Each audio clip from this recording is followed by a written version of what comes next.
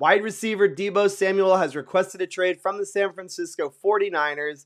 In today's video, I'm going to explain to you why the New York Jets should be willing to move heaven and earth to land the top 5 playmaker. Let's go ahead and let's get after it.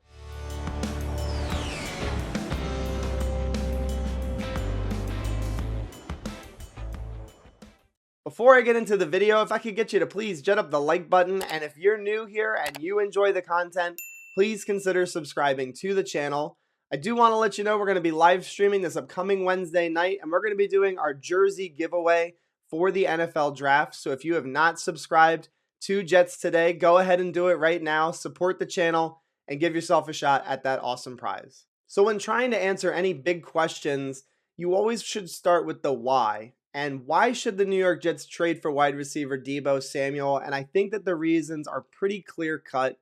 Number one, this team just has a desperate need for a number one wide receiver. And I do think that he would fulfill that role.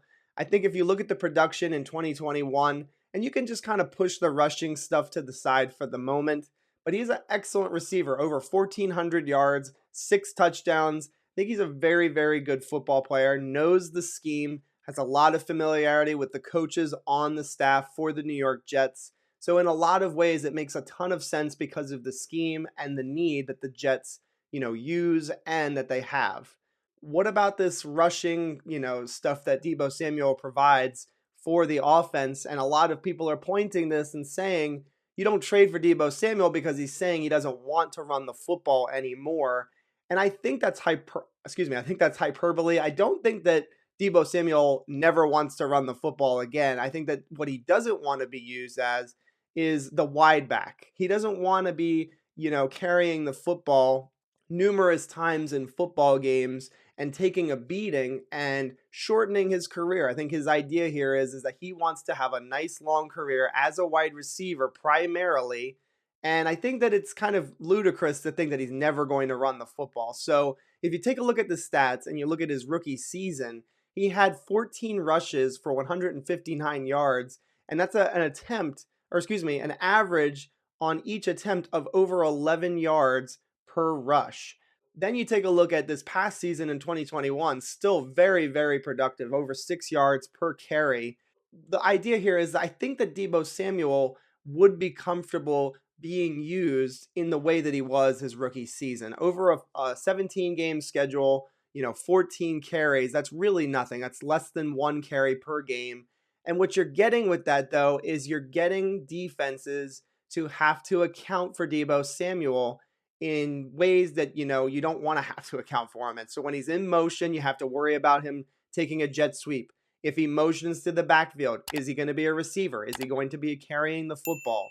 And you don't have to do it a lot. You don't have to overuse him as a running back to really reap the benefit of having a stud like him on offense. In addition to his versatility, his scheme familiarity, and filling a need, we cannot forget about our second-year quarterback in Zach Wilson.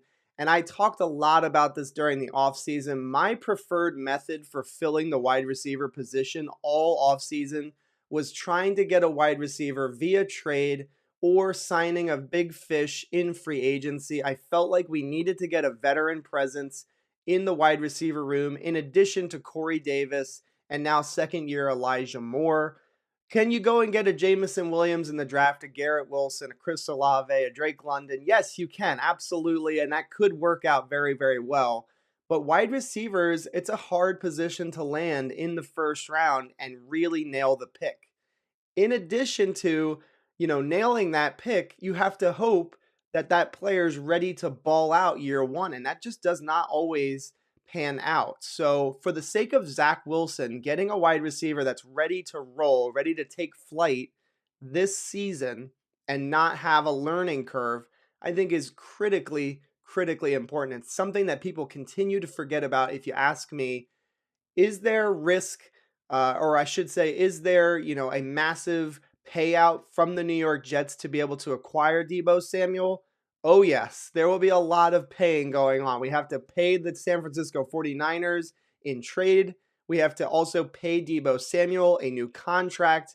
So it's going to be extremely costly. But again, the price that you pay it is extremely worth it because you are able to then truly assess Zach Wilson in year 2. And we don't want to go into year 3 still wondering, who is Zach Wilson? Can he play better with a better supporting cast around him? You don't want any of those questions. You don't want any of that BS, because you have to know going into year 3 that you've got your guy. And if you haven't, you have to start figuring out a new plan. Another huge benefit to trading for wide receiver Deebo Samuel is you don't really have to fool with the wide receiver position in the NFL draft. Could you potentially take a wide receiver in the mid to late rounds? Yeah, absolutely you could.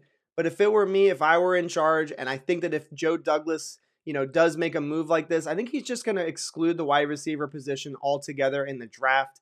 He's going to roll with Corey Davis, Elijah Moore, Deebo Samuel, Braxton Berrios, Denzel Mims. And I think he would keep his ears low to the ground. If some wide receivers shake free post the NFL draft, post June cuts, he could make another move to add some more depth to this room. And I wouldn't rule out the idea of the Jets re-signing Keelan Cole. I know he's a little bit disappointing in 2021, but as a wide receiver 5 or as a wide receiver 6, I think that's good depth. And I think ultimately that's what I would do if I were the New York Jets. And perhaps the most important question is the how. How are the New York Jets going to acquire Deebo Samuel? And I think that, ultimately, I think a lot of fans talk about it and they say, let's just go ahead and let's give the exact same package of picks that we were willing to offer for Tyreek Hill in exchange for Deebo Samuel. And I think that that does make sense. I think that would be a really good scenario. You give up the 2 second-round picks, the 3rd-round pick, you still maintain number 4 and number 10 overall, and that allows some flexibility. Maybe you trade back from one of those picks, you recoup a little bit from the trade, and I love it. You could roll, you could get more depth, you could get more positions of need. I think it would be a really good scenario. But the rumor right now is that the 49ers, they're not really even quite interested in trading Deebo Samuel, so it may cost even more than what the Miami Dolphins and the New York Jets were willing to trade for Tyreek Hill. So, would you be willing to trade the number 10 overall pick? Would Joe Douglas be willing to trade the number 10 overall draft pick to acquire Deebo Samuel? And if you're asking me right now, I would be okay with that because you're maintaining 35, 38, 69, and number 4 overall. So you're not hurting in the draft. You're not losing all of your equity in the NFL draft. 10 is extremely high. It's a very high pick. But I think, again, when you're talking about all of the factors that were mentioned in the video, helping Zach Wilson, removing the need of wide receiver, you're probably going to look to take a wide receiver at number 10 overall anyway, and getting a 26-year-old bona fide talent that can just make so many big plays. I personally would be comfortable doing it. But I want to hear from you guys. Let me know in the comments, would you be willing to trade for wide receiver Deebo Samuel? And if so, what would the package of picks look like? Would you be willing to send 10? Would you make the Tyreek Hill offer to the 49ers? Just load up the comments. I'm going to read and respond to all of them. Thank you guys so much for watching. I hope you all have a wonderful day. Go Jets, and I'll see you guys next time.